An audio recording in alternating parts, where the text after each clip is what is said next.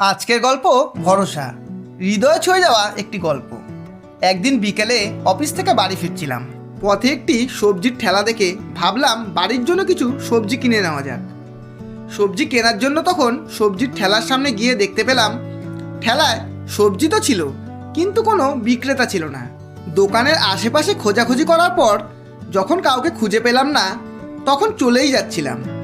তখনই আমার চোখ সেই বোর্ডের উপর পড়ে, যেটা সেই সবজিওয়ালা তার ঠেলার উপর লাগিয়ে রেখেছিল।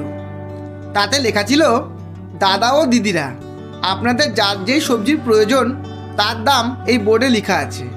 আপনারা আপনাদের পছন্দ মতো সবজি নিন, আর যার যতটা সবজির প্রয়োজন নিজেরাই মেপে নিন, আর তার মূল্য পাশে রাখা ক্যাশ বাক্সে রেখে দিন।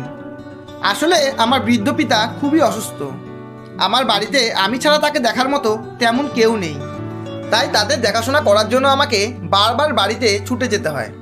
আমি চাই না আমার অনুপস্থিতিতে আমার বৃদ্ধ পিতামাতার কিছু হয়ে যাক। এজন্যই আপনারা আসুন, সবজি নিন, আর পয়সা দিয়ে যান বা না দেন তাও কোনো ব্যাপার নয়। পয়সা না থাকলে অন্য কোনো সময় দিয়ে দেবেন। সবজিওয়ালার লেখা সেই কথাগুলি পড়ার পর তখন আমি খুবই আশ্চর্য হয়ে গিয়েছিলাম, এই ভেবে যে আজকের দিনেও কেউ কারোর উপর এতটা ভরসা কিভাবে করতে পারে। তারপর আমি সেখান থেকে কিছু সবজি নিলাম, আর যখন ক্যাশ বাক্সে টাকা রাখতে যাচ্ছিলাম তো দেখতে পেলাম, হ্যাঁ, সত্যি তো লোকেরা সবজি নিয়ে সেই ক্যাশ বাক্সে হিসেব করে ঠিকঠাক মতো পয়সা রেখে যাচ্ছেন। তখন আমিও আমার পয়সা সেখানে রেখে সেখান থেকে চলে যাই। এর কিছুদিন পর একদিন আমার অফিসে একটু লেট হয়ে যাওয়ায় সেদিন আমি সন্ধ্যের দিকে বাড়ি ফিরছিলাম।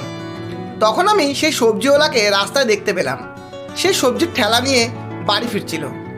তখন আমি আমার গাড়িটি রাস্তার একপাশে দাঁড় করিয়ে সেই সবজিওয়ালার কাছে গিয়ে তাকে জিজ্ঞাসা করলাম, তুমি তোমার সবজির ঠেলা এতটা ভরসার সাথে লাগিয়ে দোকান ছেড়ে চলে যাও, কখনো তোমার চিন্তা হয় না যে কেউ যদি পয়সা না দিয়ে চলে যায়? তখন সবজিওয়ালা বলল, না সাহেব, আমার মা বাবা ভগবানের উপর খুব ভরসা করে, আর আমি আমার মা বাবার উপর বিশ্বাস করি। আর তারা আমাকে বলেছে, তুই যা, ভগবানের উপর ভরসা করে ঠেলা ওভাবেই রেখে দে, দেখবি তোর সাথে কখনোই প্রতারণা হবে না। আর আমি তখন থেকে আজ পর্যন্ত এটাই করে থাকি।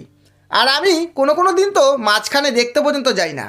আর বিশ্বাস করুন, পয়সা কখনো কম হয়নি, বরং কখনো কখনো বেশি হয়েছে। সত্যি বন্ধুরা, বিশ্বাসে মেলায় বস্তু, তর্কে বহুদূর। ধন্যবাদ।